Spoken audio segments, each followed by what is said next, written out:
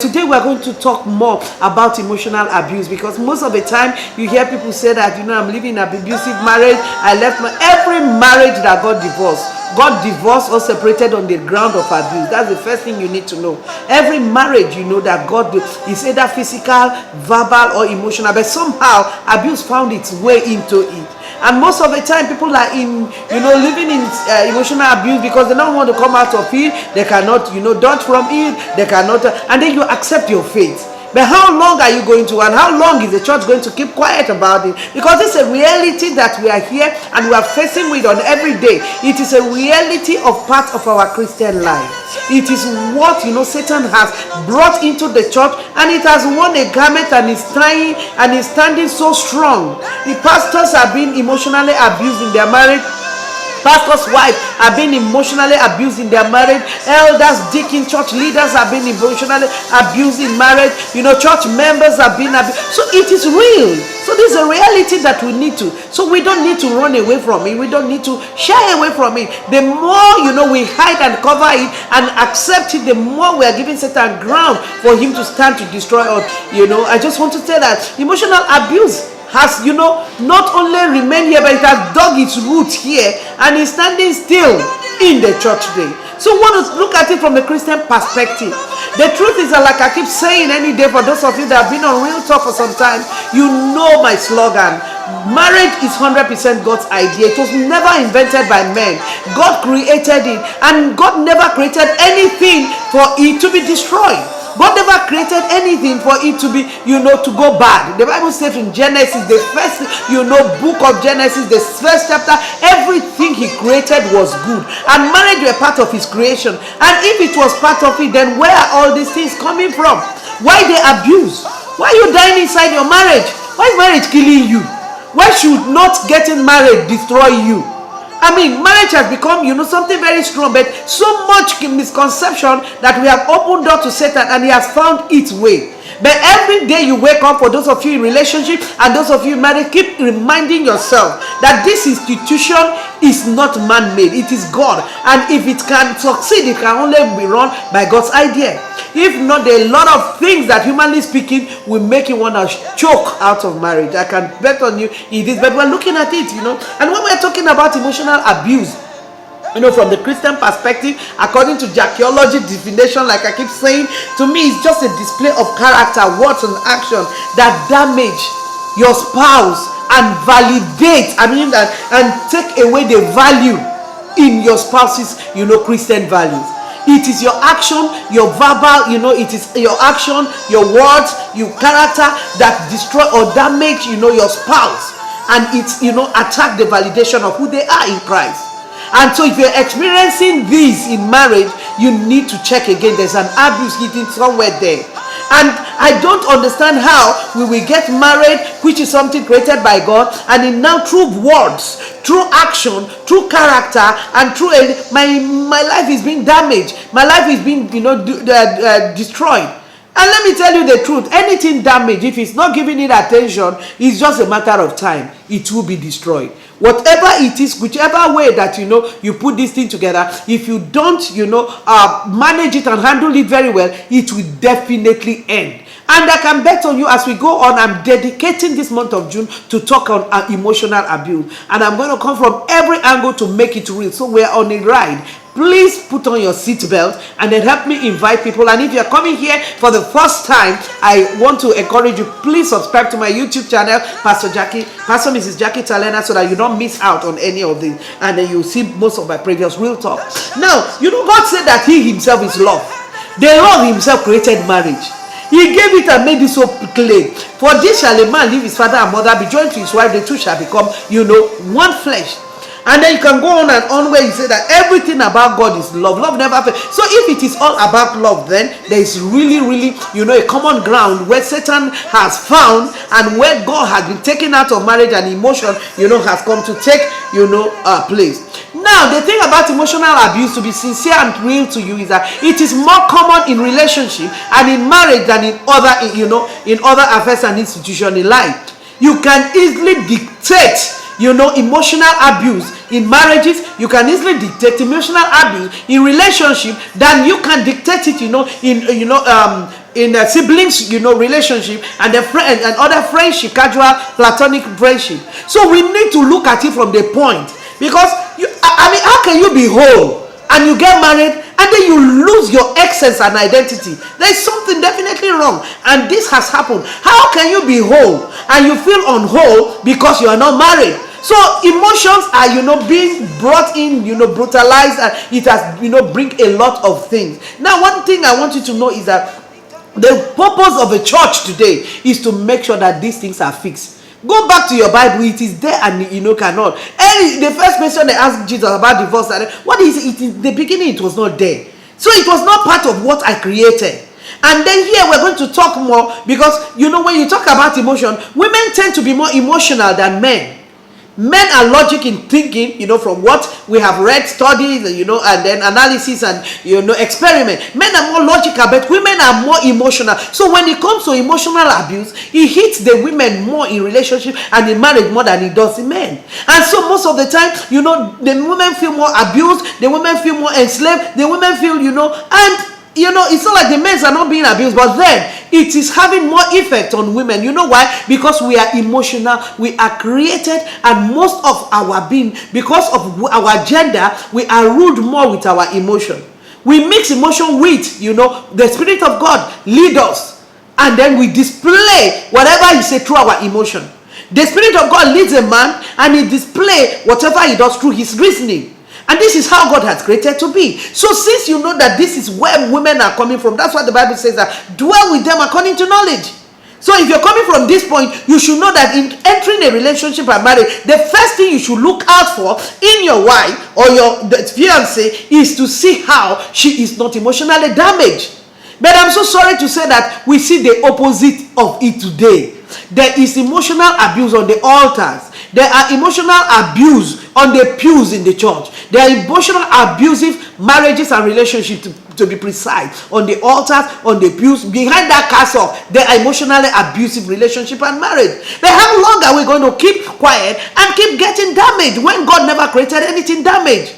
And anything damaged, like I said, that it get destroyed. And if it's going to get destroyed, it simply means that you're going to die before your time. That is what it means. Packaging. When something is damaged, it's not of use. And when it is not of use, it's dead, destroyed. Destruction of life means an ending of life to me. It means it is damaged, it is over, and then, it just have to be ended. But then today we want to look at, the reason why emotional abuse is common in the Christian marriage today. The reason why, emotional abuse is so, open, and then it's everywhere in the Christian marriage today. Why is it common on the altar? Why is emotional abuse common, in pastor's marriage? Why is emotional abuse common in the Christian marriage? Why is emotional abuse common and in Christian relationship and dating? Why is emotional abuse common in Christian ethics and everything like that? I want us to look at some of the few reasons, and because of time I'm going to be very, very brief so that we keep continuing on it. Now, one of the reasons why we are finding and seeing and feeling emotional abuse in marriage is because of the misconception of love. The truth is that God Himself is love. You can't tell me that you marry me based on love, and then I got married to you and I'm seeing hatred. For crying out loud, what is love to you that you are married to that man and that woman? What's the definition of love? Let's look at it from the point of the Bible. The Bible said that, husband, love yourself like Christ loved the church.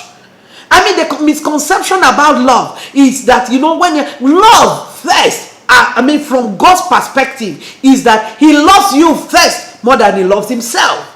That is how God created to be. If not that, for God so loved the world that He gave. So first, the conception, the idea God has about love is not for you to love yourself first before, because if you are going to do that, you cannot achieve anything. Who wouldn't want to? You naturally love yourself. For you to even be abusing your spouse, you love yourself already. So if you don't, know how to put this perspective right, you will discover that you begin to, pushing abuse without you knowing it. Because if you love somebody more than you, which is what God commanded, and you have the conception, the right mindset, the right belief, the Bible says love never fails. Love believe in all things in 1 Corinthians. We won't go through that. But what I'm trying to tell you that, when it comes to love, God has an idea. He is love. And when you want to understand love, then look at God. Look at Christ. Love consider the other person first. Love consider his spouse first before them. How can you say that you love your wife and then you say that this is love? Oh, and the Bible has told you that love your husband like Christ loved the church. And then you're not giving her condition for you to love her. And because she cannot meet your condition, you turn her into something. She becomes a shadow of herself. She becomes a slave to her own self. How can you say that you love me and you go and cheat on me, in adultery? How can you say that you love me and you go and then do what to damage me? How can you love me and you abuse me verbally? How can you say that you love me like Christ loved the church? How can you love me, more than you love yourself, and then you are hitting me on physically? How can you say you love me and your character display the opposite of love is expected? Anything you love, you cannot abandon. So if you're a man here and you're not giving attention to your wife, I want to tell you publicly, you are emotionally abusing her. You are, and what it will do is that it will damage you and it will damage that home. If in a perfect world where love existed and a little attention of Adam being shifted and Satan could come, is it your own that in the morning your wife all he see from you is one hug and then you are gone? In the night you come at the time you want, you climb on the bed, for crying out loud. I mean, who wants to marry a man like that? Let me tell you, it affects a woman's emotion. So no matter how much you are reasoning about money, what's the essence of going to get all the money and the woman cannot even feel that her second part, she feels incomplete. You know why? The other part of her is not always around. And that is why today you see a lot of people that opted to be single mothers, single baby mamas, rather than being abused, being enslaved by one man who does not know how to give. When love, the Bible says that love gives. And if we're talking from the conception of love and giving, give your time, give your attention, give kind. I mean, there's so many things you give. Give in to her emotion. But no. So when you don't give, definitely what you expect, you'd see the opposite. A lot of us is that you should love, you should love yourself more than you love your neighbor. You should love yourself. You should love your neighbor, more than you love yourself. You should consider your neighbor first. And the first and the most perfect neighbor you have is your spouse. So the question is, in your daily decision of today before this 5 p.m., what were the decisions you made? And how did your spouse come into it? You made a decision on how and where to go. Your wife does not even know. You are not accountable. She wants to ask you, where are you? And the next thing you are telling her, am I accountable to you? You are accountable to your wife and to God. You need to know that. And because what you don't do it, you feel rejected. And when she feels rejected, her emotion is being dampened. She go after other things, that were not created by God. Get the right conception. And the church is not telling you that this is it. But I'm here to tell you that if it has to do with the love that God used to create marriage, it considered first your spouse before you. And that is why a lot are being damaged. And like I said, it's affecting women more because we are, from the emotional point of view, we reason. So when you are not with me, when I look for you and you're not giving me condition on how I should look for you, when you're not telling me that you marry me to please me and not to please God, you marry me to submit to me and not to submit to God, you marry me to give to me and not to submit to God, you discover that we're trying to please you, we lose our essence, we lose who we are, we lose our reality. We are trying to submit to you, we lose focus because you can't be God. And at the same time, a problem comes because we cannot, we feel enslaved, and the next thing it turns to rebellion. I mean, you're trying to tell us, okay, you are not accountable in any way, so I cannot sacrifice, and then we feel empty. We go to look for something else that will satisfy our emotion. And I can bet on you today that a lot have covered up. Pastors will cover up and tell you, the ministry is, it does not give you time. My dear, God that owns this ministry has time, for crying out loud. So why would you? Because this is where it's starting from. Misconception of, I love you, I marry you, and I'm favoring you. How? When Christ died for the two of us, he resurrected for the two of us, and he gave us the same mandate. So that, has not even given us the platform to realize who we are. So because love is being misconstituted, a lot is going wrong. And so when a pastor does not, it has a misconception about love. and feel like the only way to show your wife that you love is to give her GO title. Give her everything that she needs, and then you are not there for her. You are not available. The next thing is that what you are doing is that your members who are married men begin to see that that is the way to express love. So they begin to misinterpret it based on what you are showing them and what you are teaching them. Before you know it, the young boys who are in your church are also going to learn from the married man, and this is how the train goes until it is damaging everything. For crying out loud, if you are put in a leadership position, either religiously or politically, you need to interpret love the way it is meant to be. You can't say you love me, and then the thing that is damaging and destroying me is what you are offering to me. I mean, I can't put that together. What kind of oxymoron is that? Me, I used to call it love and hate, because I used to call it love-hate, and it is existing in so many relationships and marriage, which are going to talk about it. You say you love me, then I can't even have access. Common phone.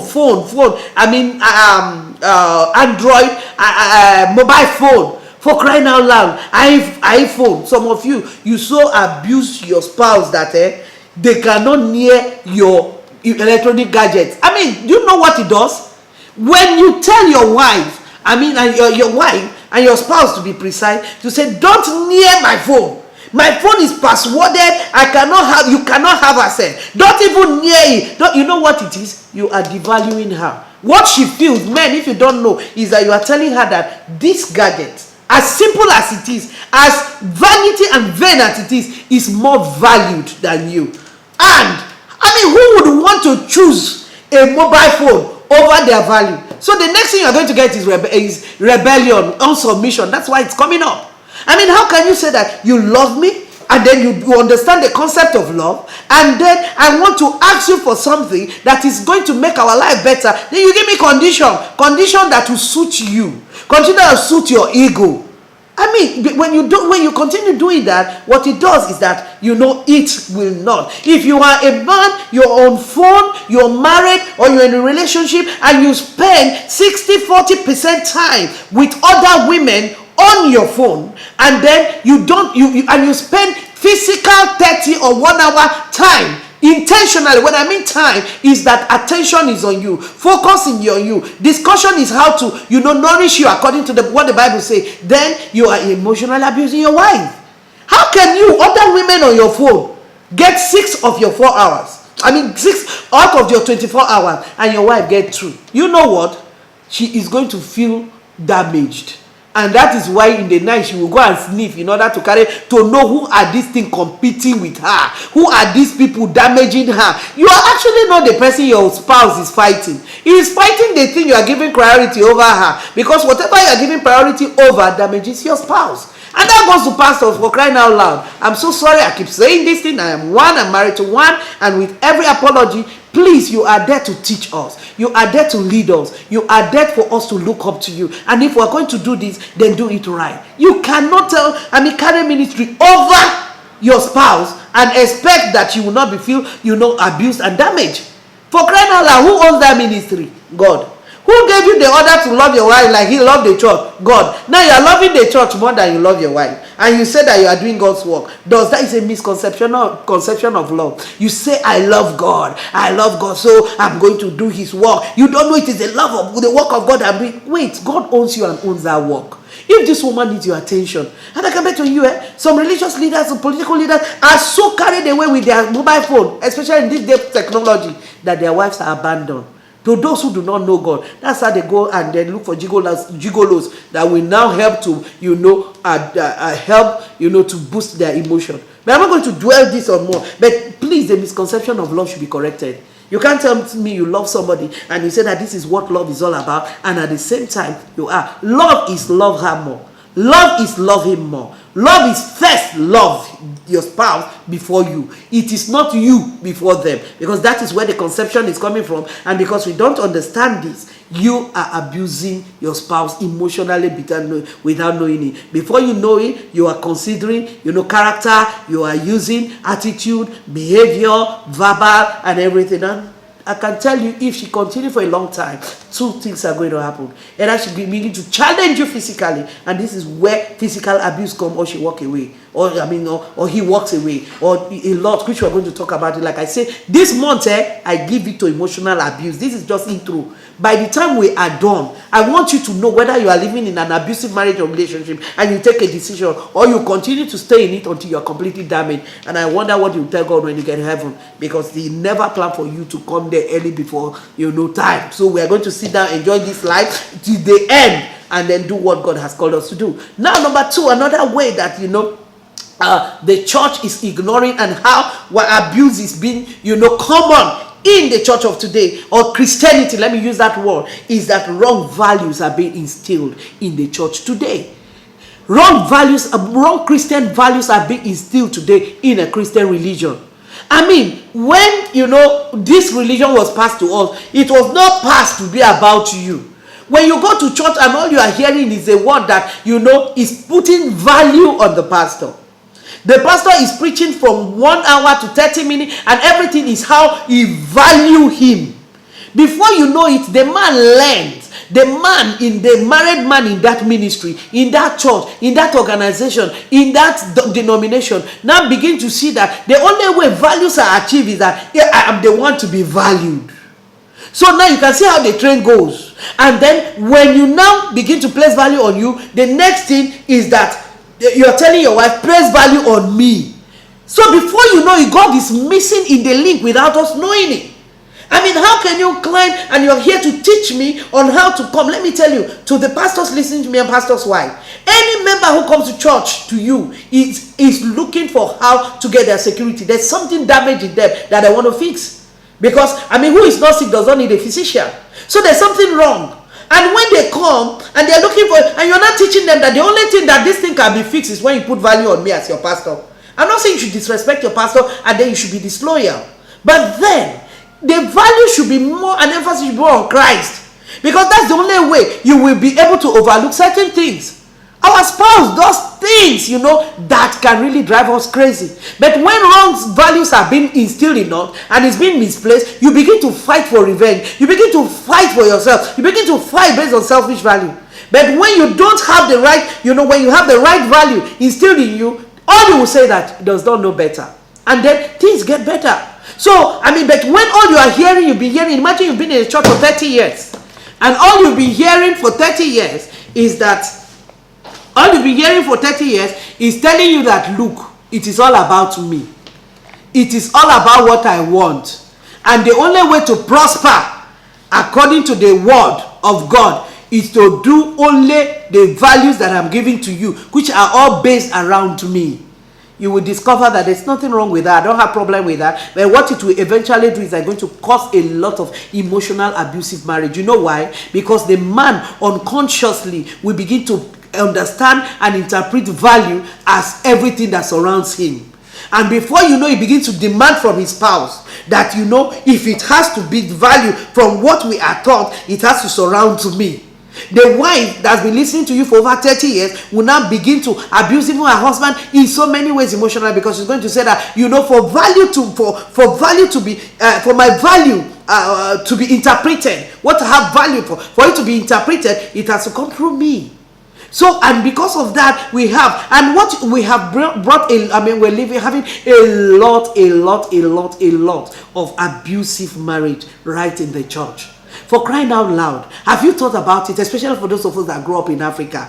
Every potential African lady that grow up in the 50s, in the 20s, in the 70s, in the 60s, grow up in an abusive home, emotionally abusive home. You know why? Tradition is generally abusive, and tradition was not created by God.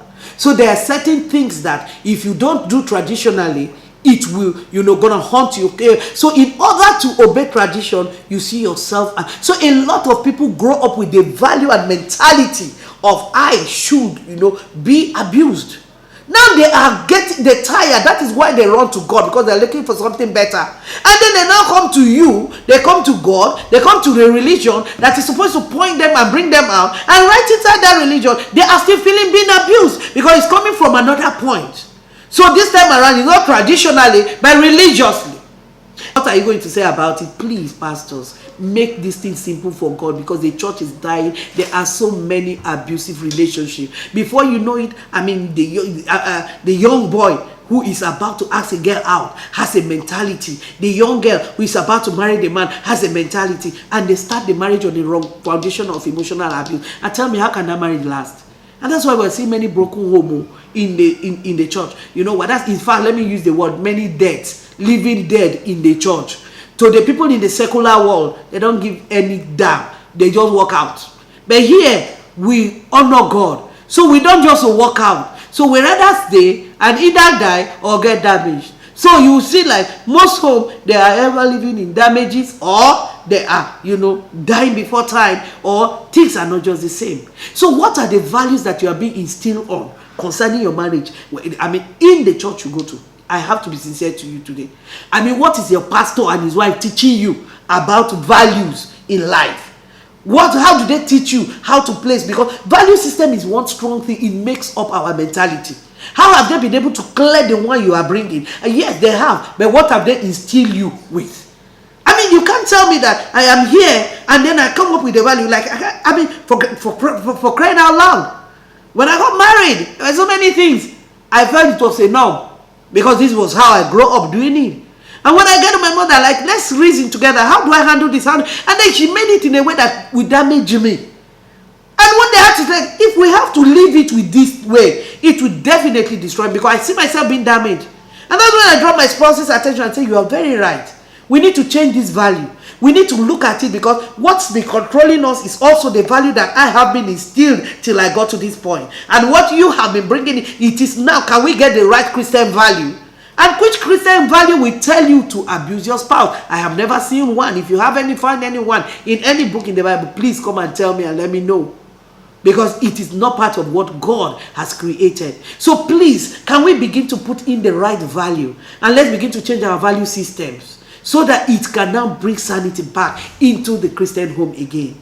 Because we are having, like I said, with a lot of people who are halfway dead. I call them the living dead marriage. I'm going to talk about, I have so many topics based on my analysis, based on reality, and there are so many living dead marriage that are existing in the church. So they come out to show the world that this is who we are, dying inside.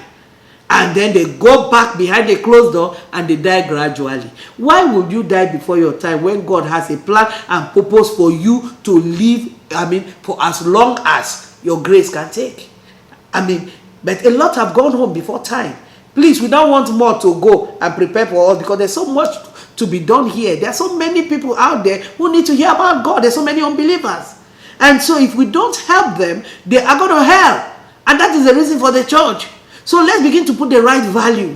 Your marriage will be able to attract people to church, not the one that they will use you, from the pastor down to the least person in church, and say, this is how it's supposed to be. And it's bringing a lot of destruction. This is not what God planned. It is never be part of Him. So please, let's begin to bring the right values back. And finally, for today, because of time, wrong priorities are being placed in Christianity today. Priorities are being given to the wrong thing. Marriage was one of the first things God created. How come the church of today give little or no priority to it? If right priorities being given to marriage, I can tell you that abuse will go naturally. If the right time is being given, in the law of marriage, like I keep saying, there is the first law, the law of first, which is after God is my spouse.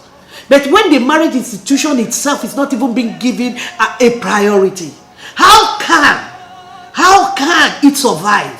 Have you thought about it? For those of you, yesterday, my husband and I were sitting down and we're deliberating and talking, and we said there's so many things we need to bring on board. That we go to church twice a week as a fellowship for him to teach the people. By the time we calculate the hours, that this knowledge is being given is 2 hours, 90 minutes maximum in 1 week. How would somebody grow based on hearing 2 hours, 90 minutes word in a week? And all her life, every week, you're hearing just 2. Meanwhile, this is what is supposed to be. So priority should be given to the right thing. And when you go, and if this is all that we have, then let's begin to give priority. So how can we have 12 months in 1 year? And then you teach about marriage for only 2 hours, one Sunday, in 1 month. And you don't want to see abuse in marriage. You don't want people to commit suicide. You don't want people to be enslaved. You don't want to see divorce in your marriage. You don't want to see, that is not going to, happen. That is not going to happen. It will definitely bring a lot of destruction. And so the Christianity of today needs to look inward again. And then change our priorities. How can you give us just 3 hours in 1 year to talk about marriage? You say that yes, this month is a month of marriage, and you use 3 hours. You talk 1 hour this Sunday. Next week you talk one. The third week you talk one, and then you are finished for the year. And people are living in it for the rest of their life. It is say till death do us part, and you are giving it 3 hours. Meanwhile, you give other inconsequential things the attention that they don't even deserve. Let me tell you the truth, pastors. If you focus on fixing the home and the marriages today, you will have little or less demon to cast. Why don't we change our priorities and put it right? I'm not saying everybody should go and start preaching about marriage, but I'm telling you that marriage is as important as whatever you are teaching people, because it was one of the first things that God created. And if it is created by God and given that attention, then it's time for us to begin to give it priority. Let every man be taught that your wife should be your number one priority. Let every woman be taught that your spouse should be, your husband should be your number one priority, so that the right thing can be done. It is in the name of doing and putting our priority right that we have lost so many things, so many people, and so many lives. I ask you a question today. How many more lives are we supposed to lose? How many more saints are we sending home earlier before time? How many talents and gifts that God has given are we going to bury before their time? The world is waiting for us. The world is looking up to us. The world is hungry to hear us. The world is yearning in order to see this change. But I can bet on you that emotional abuse has destroyed a lot. How can you go and witness to people when you are being enslaved by your own emotion? How can you go and preach to a doctor when you are running to them every day to treat you of hypertension because you became hypertensive because of what you're going through? How can you be able to talk to your neighbors when they see you crying every night, crying every day, and you come out to pretend to them? How can you lead and talk to your brothers and sisters in the church when they know that your life is full of hypocrisy, that what you project truly is not who you are? Nobody want to give attention to anything that is damaged. And when attention is not given to a damaged product, it will get destroyed. There are many people who are, like I said, because of emotional abuse, are damaged. One of my conference coming up, very soon, is about damage in marriage. But before we go into that, I want you to check your spirit. Are you emotionally damaged? Living in an emotional damaged relationship? Or you have it around you? It's time for us to rise up and talk about it. Next week, we are going to be here again to talk about emotional abuse, and we'll bring out the real topic. What we did today is just an introduction. Please follow me for the next 4 weeks. You will not, you will be grateful to God, and you will learn a lot, and a lot of misconception will be corrected. I just want to remind you, please, for more of this, go on my YouTube, Pastor Mrs. Jackie Talena. If you're coming from the first time, please subscribe. And then let us meet there. There's so much I have in stock to talk to you. The time here is very limited. And then don't you ever forget to hook up again, same time on Thursday by 5 p.m. in order for us to continue on emotional abuse. Joy, may God bless you. Thank you, Brandy, for here. Oh, Tina Cookie, God bless you. I missed you, and I'm going to call you very soon. Thank you, Agnes, and every other person. Like I said, a lot of marriages have been broken, destroyed because of emotional abuse. We have so many who are out of it, and their emotion is still being threatened. Are we going to fold our hands and watch them being damaged till they die? Are we going to just allow Satan take a hold of them because our priorities are wrong? It is time for us to stand as a soldier. We are fighting this, and we're going to win, because this was not part of it. Just like the good book said, in the beginning it was not so, and we're going to bring back the beginning, which is a marriage that is full of a blissful atmosphere. This is what God planned for you, and I'm so happy to be on your way. I'm back to be on Real Talk again, and I'm so glad to have you. Please, if you have any question you want to ask me, like I keep saying, hit me on my inbox. I'm so sorry that so many I could not. The inbox messages are full, but I'll give you the attention. For next week, I'm devoting the whole of this week to respond to every inbox. Please inbox me and let us talk. There's a way out of it. You can not continue to bring the abuse, and the Lord bless you. Thank you very much. God bless you. And like I said, as a round up, don't forget to keep praying for Sister Osinachi's family. They need you. Thank you, and God bless you.